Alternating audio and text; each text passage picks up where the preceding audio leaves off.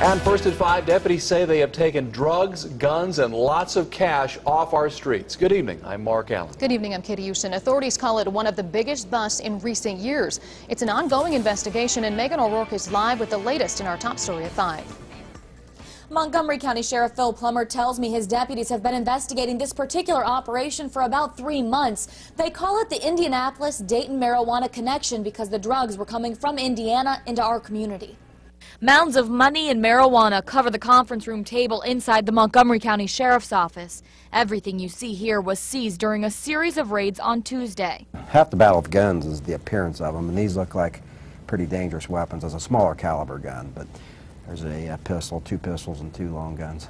Sheriff Phil Plummer says his deputies watched as 75-year-old Lamont Richardson of Indianapolis delivered drugs to 33-year-old Gregory Horn Jr. in an Inglewood hotel parking lot. Afterwards, both men were stopped and raids started.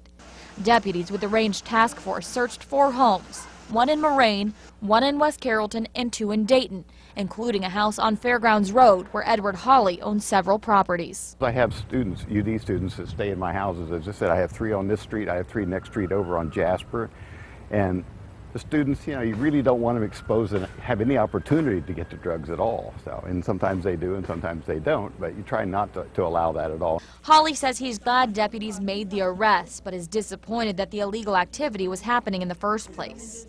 It's a really nice neighborhood now, and those kinds of things, they spoil it all.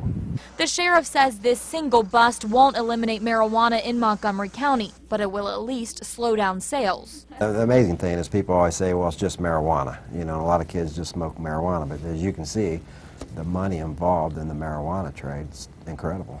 29-year-old David Cohorn was also arrested at a home on Telhurst in Moraine, and authorities say more people could still face charges. It has to stop, so we really have to deal with the dealers.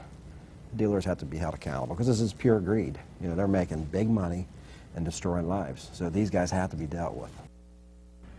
Now tonight, all 3 suspects, Richardson, Horn Jr., and Cohorn, are all behind bars in the Montgomery County Jail. They all face drug trafficking and possession charges as well as tampering with evidence. Reporting live, Megan O'Rourke, 2 News.